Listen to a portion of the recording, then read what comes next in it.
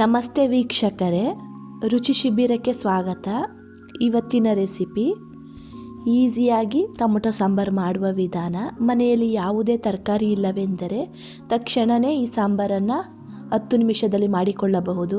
ಈ ಸಾಂಬಾರು ಮಾಡಲು ಬೇಕಾಗುವ ಪದಾರ್ಥಗಳು: 3 ಟೊಮೊಟೊ, ಅರ್ಧ ಕಪ್ಪು ತೆಂಗಿನಕಾಯಿ ತುರಿ, 2 ಸ್ಪೂನ್ ಬೇಳೆ ಸಾಂಬಾರು ಪುಡಿ, ಅರ್ಧ ಸ್ಪೂನ್ ಹುರಿಗಡಲೆ, 7 ರಿಂದ 8 ಎಸಳು ಬೆಳ್ಳುಳ್ಳಿ, ಅರ್ಧ ಇಂಚು ಶುಂಠಿ, 2 ಸಣ್ಣ ಗಾತ್ರದ ಈರುಳ್ಳಿ, ಸ್ವಲ್ಪ ಕೊತ್ತಂಬರಿ ಸೊಪ್ಪು.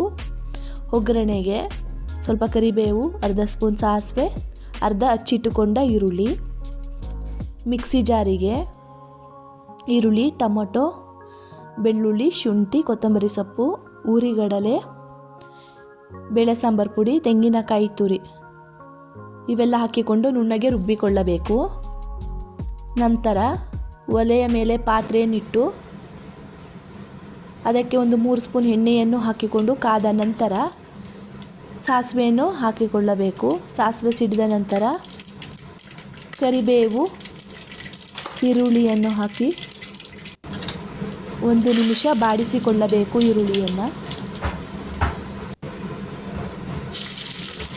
ಈರುಳ್ಳಿ ಬಾಡಿದ ನಂತರ ರುಬ್ಬಿಕೊಂಡ ಮಸಾಲೆಯನ್ನು ಈ ಒಗ್ಗರಣೆಗೆ ಹಾಕಿಕೊಳ್ಳಬೇಕು. ಅದೇ ಜಾರಿಗೆ ಸ್ವಲ್ಪ ನೀರನ್ನು ಸೇರಿಸಿ ಅದನ್ನು ಸಹ ಈ ಒಗ್ಗರಣೆಗೆ ಹಾಕಿಕೊಂಡು ನಮಗೆ ಸಾಂಬಾರು ಯಾವ ಹದಕ್ಕೆ ಬೇಕೋ ಅದಕ್ಕೆ ಅನುಗುಣವಾಗಿ ನೀರನ್ನು ಹಾಕಿಕೊಂಡು ಸಾಂಬಾರು ಕುದಿಯುವಾಗ ಸ್ವಲ್ಪ ರುಚಿಗೆ ತಕ್ಕಷ್ಟು ಉಪ್ಪನ್ನು ಸೇರಿಸಿ 6 ರಿಂದ 7 ನಿಮಿಷ ಕುದಿಸಿದರೆ ಟೊಮೊಟೊ ಸಾಂಬಾರು ರೆಡಿಯಾಗುವುದು. ಈ ರೆಸಿಪಿ ಇಷ್ಟವಾದ ಲೈಕ್ ಮಾಡಿ, ಶೇರ್ ಮಾಡಿ.